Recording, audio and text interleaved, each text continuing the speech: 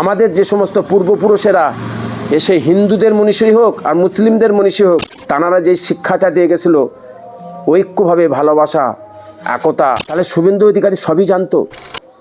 আজকে শুভেন্দু অধিকারী যেভাবে কথা বলেছিল সেই হিসাব মতন এই 1.5 লক্ষ নিরহ মানুষ, এদের কি এইভাবে বের করে দেওয়া হবে?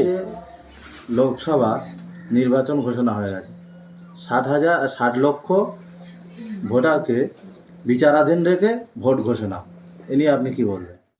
দেখুন, খুব দুঃখের বিষয় লাগে যে আজকে আমি এর আগেও বলেছি, সমস্ত চ্যানেলে বলেছি, আজকেও বলছি, এই যে 60 লক্ষ ভোটার যে নাগরিক, যারা রাজ্যের মাতৃভূমির মানুষ, তারা এই রাজ্যেই বসবাস করে, তাদের জন্ম এখানে।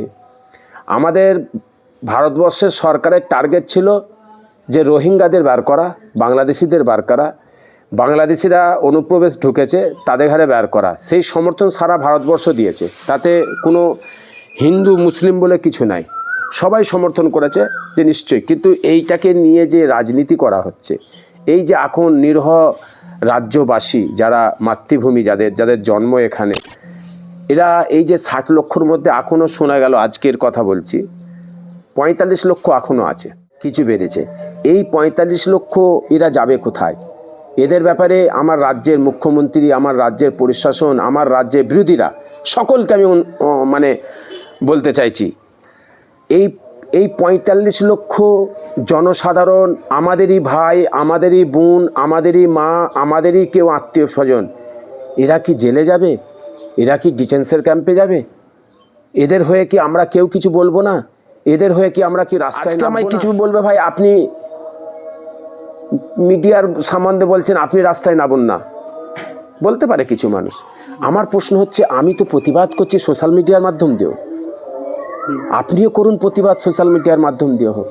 যদি সোশ্যাল মিডিয়ার মাধ্যম দিয়ে প্রতিবাদ না করতে পারেন, কমসে কম রাস্তায় নামুন।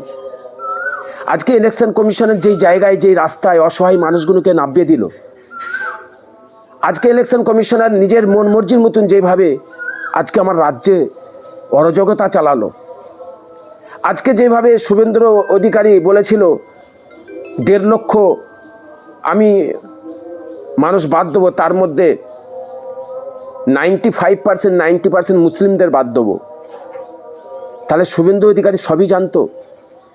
আজকে শুভেন্দু অধিকারী যেভাবে কথা বলেছিল সেই হিসাব মতন এই 1.5 লক্ষ নিরহ মানুষ, এদের কি এইভাবে বের করে দেওয়া হবে? এদের জন্য কি ভাববে? আমি অনুরোধ করবো, এই ফুরফুরা দরবার শরীফ থেকে একজন ভারতবর্ষের নাগরিক, এ রাজ্যের মাতৃভূমি, আমি আমার সমস্ত ডকুমেন্টস, আমার সমস্ত সব কিছু, আমার থাকা, আমার এই জন্ম, এই ফুরফুরা শরীফের মাতৃভূমি, আমি একজন পীরজাদা হিসাবে সবার কাছে অনুরোধ করব, সবাই কাছে আমি জানতে চাইছি যে আজকে এই যে পরিস্থিতি এসে দাঁড়ালো, এই 45 লক্ষ এই মানুষের, এর মধ্যে সবচেয়ে বেশি মুসলমান ছিল, মুসলিম ও হিন্দু হোক, এরা ভারতবাসী, আমাদেরই একজন কোনো ভাই। এবং আমাদের যে সমস্ত মনীষীরা, আমাদের যে সমস্ত পূর্বপুরুষেরা এসে হিন্দুদের মনীষী হোক আর মুসলিমদের মনীষী হোক, তাঁরা যে শিক্ষাটা দিয়ে গেছিলো ঐক্যভাবে ভালোবাসা, একতা, একসাথে দেশকে বাঁচাতে হবে, এই ভারতের জন্য আমাদের সকলকে লড়তে হবে। ভারতের হয়ে আমরা দেশকে স্বাধীন করেছি, ভারতের জন্যে এই ভারতের মাটিতে তারা রক্ত লাল করে দিয়েছে। তাই আমার এতটুকুনি আমি পশ্চিমবাংলার মানুষের কাছে অনুরোধ করব, সামনে ইলেকশন আছে, এই ইলেকশনের আগে 45 লক্ষ যে ভোটার বাদ হয়েছে, এদের জন্য জনসাধারণ কি ভাবছে, কি চিন্তা করছে, এইটাই আমার প্রশ্ন। আন্ডার এডুকেশন থাকার সত্ত্বেও বিজেপির এক বিধায়ক, বিজেপির এক মহিলা নেত্রী, তাকে প্রার্থী করা হয়েছে, এ নিয়ে কী বলবেন? দেখুন, আমার তো প্রশ্ন ইলেকশন কমিশনের কাছে এইটাই, যে আমার রাজ্যে, আমার দেশে, ভারতবর্ষের সংবিধান, ভারতবর্ষের নীতি আদর্শ, ভারতবর্ষের যে সংবিধান দিয়েছেন, যে সংবিধানে রাইট দিয়েছেন, তিনি কি সেটা ফলো করে চলছেন? আমার একটা প্রশ্ন রয়ে যাচ্ছে। এই আপনি বললেন, তাহলে এই প্রার্থীর কি হবে? তাহলে আজকের দিনে ইসরায়েল এবং আমেরিকা সারা বিশ্বেতে যেভাবে নিজের ক্ষমতাকে বহাল রেখে নিজের হুকুম নিজের ইচ্ছাকে বহাল রেখে চলছে, তাহলে আমাদের ভারতবর্ষে কি এইভাবে চলবে? তাহলে আমাদের ভারতবর্ষী সকলকে ঐক্যভাবে রাস্তায় নামতে হবে। আমাদের নিজেকে বাঁচতে গেলে, নিজের মাতৃভূমিকে বাঁচাতে গেলে তাকে তো মাঠে নামতেই হবে। রাস্তায় হাই মরে যাব, এই মাটিতে দাফন হয়ে যাব, আর না হলে বুক চিতিয়ে সমাজে দাঁড়িয়ে থাকব, এতটুকুনি। তাছাড়া আমাদের কাছে কোনো রাস্তা নেই। আমি সমস্ত সম্প্রদায়ের মানুষের কাছে অনুরোধ করব, আমাদের সকলকে, আজকে আপনি আমাকে দেখে হাসতে পারেন, কালকে আপনিও বিপদে পড়বেন, এইটা মাথায় রেখে দেবেন।